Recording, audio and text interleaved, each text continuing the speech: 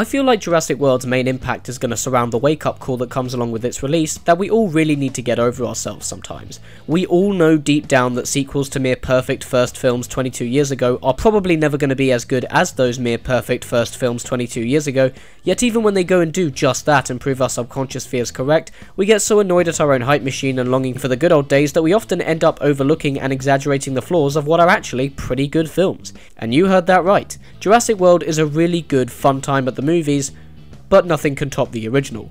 But did we really expect anything else? Did we really think a sequel to Jurassic Park would be better than Jurassic Park? No! And that's not me saying that its character flaws or unnecessary plot threads should be overlooked, but considering it's still got a strong cast, it's an earnestly made continuation of the franchise, Chris Pratt is awesome, was there any doubt? The finale is pure dino mayhem awesomeness, calling back to the classic monster movies of King Kong and others, and overall it's just a really great popcorn thriller you will not regret having paid money to go see. Yeah, I'd say this is one that we could stand to be a little kinder towards. And I think our tendency to overreact when movies like this come along to be fun and faithful, whilst notably imperfect, points towards a serious sense of self-entitlement sad nostalgic movie fans like myself need to overcome before Force Awakens comes along in December to really hit us where it hurts. I always felt there was nowhere to go beyond the original movie. It was a rare situation where virtually everything in that first try seemed to have been executed the best possible way it could have. And while that fact does point towards this being an extremely pointless ordeal in a lot of respects, at times it seems like Jurassic World is completely aware of this and seems to be pretty unapologetic about the whole thing.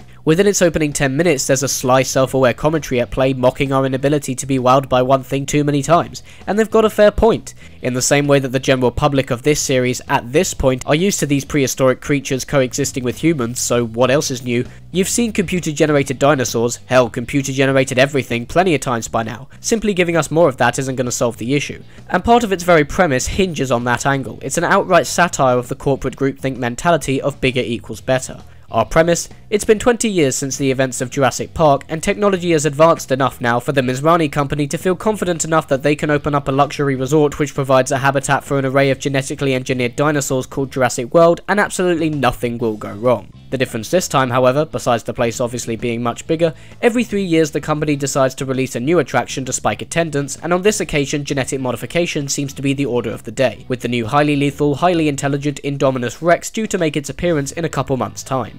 Park Operations Manager Beth, played by Bryce Dallas Howard, soon approaches Indiana Jones, Owen Grady, the top Velociraptor expert and trainer, to make sure the enclosure is adequately secure, but when the creature proves not to be so dumb, it soon escapes and begins hunting and killing anything and everything, which sets off a chain reaction that causes other dinos to start running amok. This is doubly complicated due to siblings Zack and Gray, Beth's nephews, visiting and finding themselves lost in the wilderness as everything starts going to hell. And from there onwards it's up to Indiana, Owen and Beth to work together and make use of their particular skill sets to save the two young boys and the rest of the guests from an all-out prehistoric assault.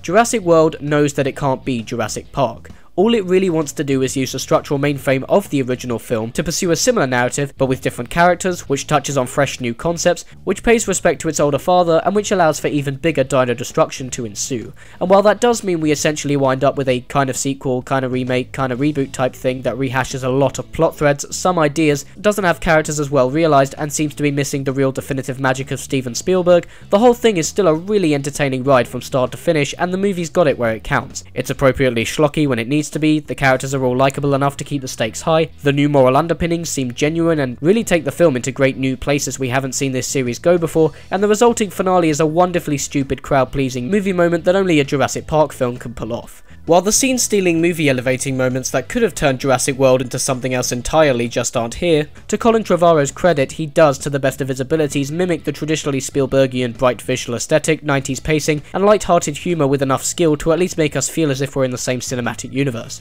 And granted, while him or someone stupid in the crew decided to keep starting up the big grandiose John Williams music cues we all recognise to then have them play over underwhelming shots and sequences, he absolutely nails the charm and colourful personality of the original. I appreciate how much time is given to let our characters breathe before disaster ensues, and there's a real underlying theme this time surrounding animal rights, which quickly becomes the film's strongest emotional anchor. Mere moments of Chris Pratt looking into the Velociraptor's eyes in pure silence is where the movie does show its strengths, and in that respect Jurassic World is extremely faithful to the notion the original introduced, that dinosaurs were far more than just the scary brutes they've been portrayed to be in films prior.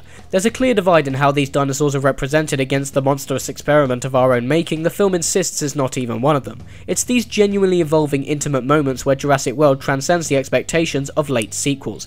And as much as I joke about the indication they clearly wanted to get a younger Harrison Ford into the movie, Pratt is genuinely great here. With the lion-taming attributes and that charming pretty boy heroism thing he's got going on at the moment, his character Owen may be the only player here to fully feel like a result of true Spielbergian characterization, coming off at first like a 2D caricature of the model adventure hero that soon proves himself a far more realistic and understanding straight man that challenges others and legitimately gives a damn about these creatures. Bryce Dallas Howard is capable and spunky in her role as the typical detached manager that grows to become more emotionally aware, but it all feels extremely familiar and cliched by the end, and she never quite manages to earn her badassery as the film seems to think she does. If Jurassic World does have any considerable downsides, it's the villains, in as much as them feeling completely superfluous when there's already an Indominus Rex going around killing everybody. Vincent D'Onofrio is charismatic, but he feels like he's in a different movie, constantly pushing his military plan, smiling when things go awry at the park so we can finally get the green light to test it out. Again, you've seen this guy before, and it contradicts the brilliant character subtleties that made the original so great. It would have serviced the moral message volumes more had the intentions seemed sincere, as opposed to everything went to hell because of evil cartoon bad guys. And while the direction of the CG effect shots are nowhere near as inspired as...